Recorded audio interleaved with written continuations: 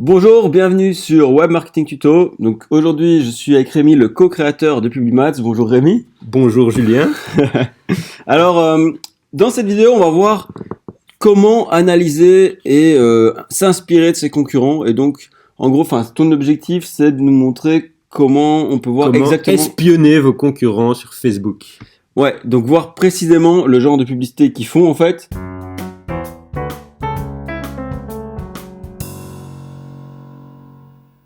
Ouais. Pouvoir s'en inspirer, voir si par exemple ils font de l'A/B testing, en tout cas voir ce qu'ils font en ce moment. On peut voir que les publicités qu'ils font en ce moment, on peut pas voir les publicités qu'ils ont fait dans le passé. Malheureusement. Voilà, on peut pas voir tous les chiffres non plus qu'on voit dans le Business Manager, mais on peut déjà voir quand même beaucoup de choses. On peut voir déjà les réactions que ça suscite chez leurs clients et avoir un peu une idée des pubs qui fonctionnent, Non, qui les fonctionnent réactions, pas. on peut pas. Et on peut pas voir les réactions. Mais en tout cas, on peut déjà voir le type de publicité, l'A/B testing et se faire une idée de ce qu'ils font en ce moment. Donc, montre-nous si tu veux bien comment faire ça. Alors on va commencer par un concurrent qui est concurrent de beaucoup de personnes, en tout cas tous ceux qui vendent vraiment en ligne. On va aller voir Amazon. Donc on écrit Amazon dans la barre de recherche. On va sélectionner amazon.fr. Et alors on voit qu'il est là directement. Donc il suffit d'aller sur la page du concurrent en question. Et alors vous allez voir sur la gauche, donc vous faites ça sur PC ou sur Mac, vous allez voir sur la gauche qu'il y a un onglet Info et publicité, vous cliquez dessus. Si vous êtes sur mobile, en fait, en dessous de la couverture, de la photo de couverture, vous aurez un petit i en bas à droite. Il suffit de cliquer dessus, c'est la même chose. Et donc là, on arrive dans toutes les publicités d'Amazon. Donc, vous voyez qu'il y a un petit bouton où là, la Belgique est sélectionnée, c'est le pays dans lequel on se trouve actuellement. Mais je peux choisir d'autres pays pour voir les publicités qu'ils font dans différents pays. Donc ça fait partie aussi de leur stratégie. Vous allez voir que certaines personnes sont beaucoup plus actives dans certains pays, moins dans d'autres, etc. Et donc là, on peut voir toutes les publicités d'Amazon en Belgique. On voit au début, c'est plutôt un carrousel. Ouais, là, une image cliquable, encore carrousel.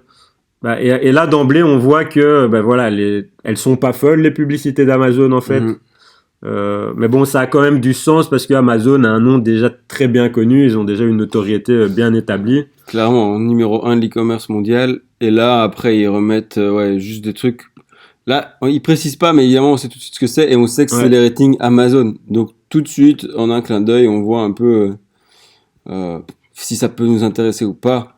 Et en effet, je pense que, à mon avis, ce qu'ils doivent faire, qu'ils font très bien, c'est être ultra ciblé sur qui voit quelle publicité et quels objets on voit. Et après, ils se cassent pas du tout la tête, il n'y a pas de mots, il n'y a pas de description, mais peut-être que leur seul but de toute façon, c'est soit qu'on fasse défiler les objets, soit qu'on clique dessus pour aller voir sur leur site. Je crois que c'est leur seul but. Ils veulent pas faire perdre du temps aux gens, pas d'émoticônes pour attirer l'attention. Là, à mon avis, ce qu'ils font, c'est du remarketing. Donc, c'est-à-dire que les gens ont déjà été sur Amazon, donc c'est déjà une audience chaude.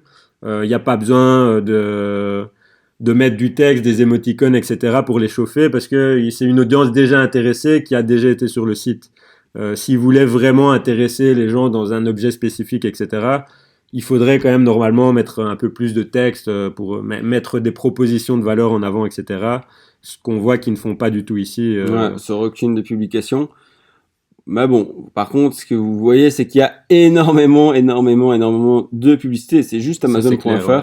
Donc, ils ont un budget, à mon avis, immense. Et tant qu'il y a un ROI positif, ou en tout cas qui est suffisamment bon à leur goût, quand ils réfléchissent, niveau remarketing, ça a du sens d'avoir beaucoup de publicité. Parce que c'est une audience qui est déjà chaude. Ouais. Si tu remarketes pas, ça veut dire que tu perds ces ventes-là.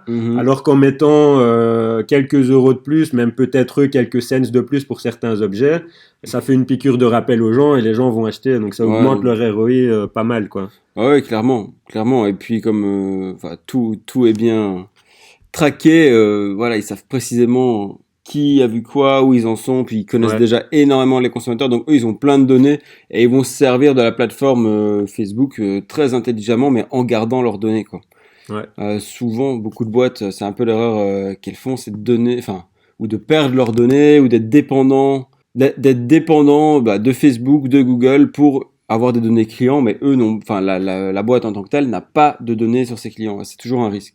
Donc là, deuxième concurrents potentiels. Bon, c'est pas des concurrents à nous évidemment, mais deuxième page pardon qu'on voulait analyser, c'était celle de Carrefour. Alors on prend Carrefour. Hop. On va toujours dans info et publicité et on va voir s'ils ont une stratégie différente d'Amazon. Ça, ce sont deux concurrents. Carrefour, Amazon, là, on arrive quand même dans des concurrents. Hein. Mhm.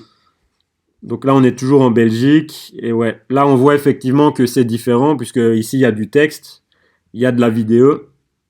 Est-ce qu'ils font de l'A/B testing Et puis ça peut être intéressant pour vous d'analyser Carrefour, etc. Parce que il y a des pratiques, enfin, ils payent des agences assez chères, voire très chères pour faire la pub.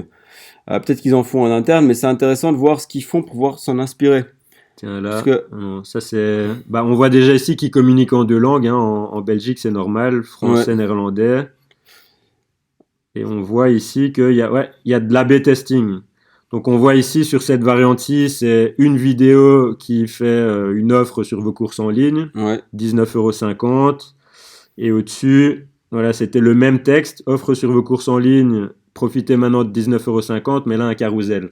Ouais. Donc on voit bien ici que Carrefour ne laisse pas, ne se base pas sur juste la chance en faisant des publications où ils vont mettre du budget comme ça, mais ils font vraiment de l'A/B testing pour voir ce qui fonctionne.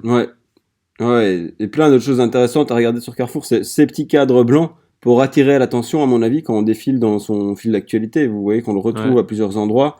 L'utilisation d'émoticônes, comme on le précisait dans une autre vidéo, je pense. En tout cas, jouer sur les émotions. Et des publications aussi qui sont basées sur le moment. Donc on voyait là qu'ils insistaient sur le beau temps, parce qu'il y a le retour du beau temps ici en Belgique, et ils insistent justement là-dessus. Donc, voilà. Donc dès qu'ils voient qu'il y a un potentiel, ils l'exploitent, quoi. Donc le contexte extérieur, l'environnement, là il a fait super beau en Belgique depuis 4-5 jours, là ils font une publicité. C'était ce mot-là que je cherchais, le contexte est super important. Donc essayer de surfer sur la vague, que ce soit des événements culturels, des shows à la télé, ici le beau temps qui revient, etc. Ça c'est pas mal. Et alors une autre chose qu'on peut voir ici dans leur stratégie, c'est que de temps en temps ils font des promotions où ils mettent par exemple un bon de 19,50 € à faire valoir dans le magasin, mais ils mettent aussi des produits spécifiques en avant. Donc pour attirer les gens en magasin sur un produit spécifique. Ouais, donc il y a différents angles d'approche, différentes stratégies.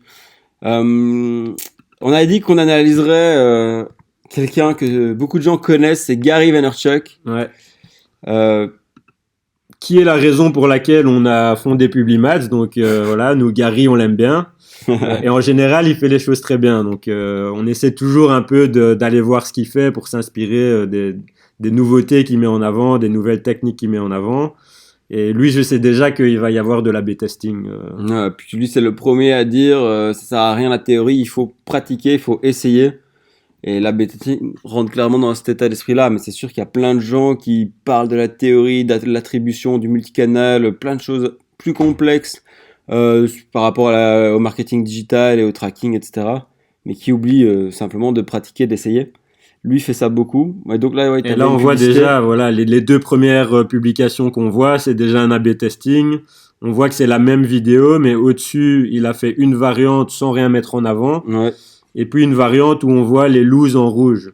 Donc ça, c'est quelque chose, il y a quasiment rien de changé, mais ça peut avoir un impact. Et donc lui, il teste tout ça.